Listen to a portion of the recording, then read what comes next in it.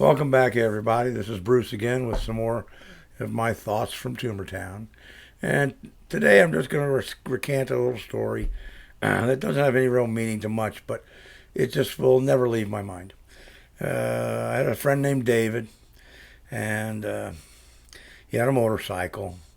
And we were one day, wondering what the heck to do for the afternoon or whatever. And we figured we'd go play putt-putt golf. So off we went to play putt-putt on his motorcycle. I'm on the back, he's on the front. And we smoked some pot, we were stoned, whatever. And there we are, we're driving along this long stretch of road. It's just a straight, stretch of road, nothing fancy to it. Not thinking. And next thing you know, wham! We run smack dab into this little old lady's car.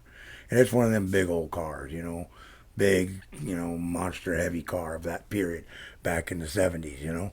Oh my God. We didn't see it coming. She was making a left turn. She was stopped dead.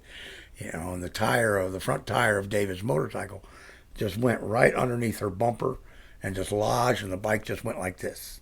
So we just both, went flying. I just flew right over the car, landed on the front hood of the car, rolled through that, onto the ground on the front of the car, and popped right up. I didn't see anything coming. I was totally relaxed. I wasn't injured at all, not one bit. David, of course, he comes up and over into the back window, up and over onto the roof of the car, and then slides back down the back window and off and onto the ground. Now, I'm like, David, are you okay? You okay? And I run around the side of the car, and I see David. He gets up to his knees. He's got his hands holding his crotch, and he's moaning in the most painful, horrific way. And he's moving. In a heart, from the way he's just kind of, inching his way, that he is in deep, deep pain. And he just kind of, oh my God, just slowly inches his way to the chain link fence on the side of the road, puts one hand up on the fence, grabs it, and then just melts to the ground. Now, I'm like, he's not responding to me directly, but he's obviously moving. I don't see any blood, no gashes, no nothing. Right? I look at the bike, and the bike is now just sitting there, wedged on the car. So I go over and I grab the bike and I start to pull on it, and I realize there are two knee indentations in the gas tank on either side. And they're pretty serious dents. So I know what happened. He went up, right, and his crotch got crunched on that gas can badly as he went up and over. I pull the bike, it comes loose. I roll it over. The lady's freaking out. I tell her we're okay, no harm done, sorry, just go away, forget this ever happened, whatever. She drives off. David is just laying there, moaning. And I can't help but laugh.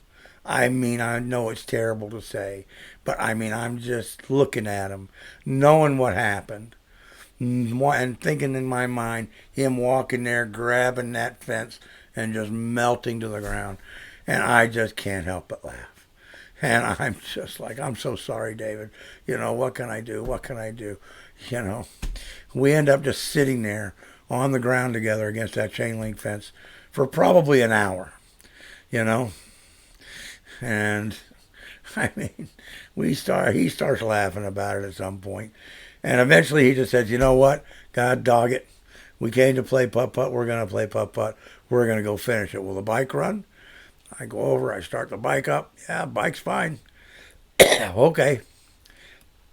Off we went. And we played a round of putt-putt. Now, granted, David didn't play too well. And he was hobbling pretty obviously through most of it. But by gosh, he did it.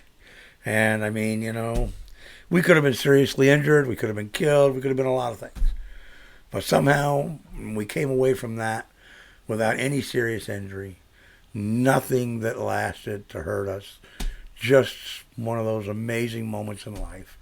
And anytime I think about it, it brings a smile to my face, and I just can't help laugh a little bit, even though I know I shouldn't be laughing at something like that. I know that. I'm sorry. I am sorry, David. I apologize. But just one of those stories from my life, for whatever it's worth. Peace, everybody, and everybody hang 10.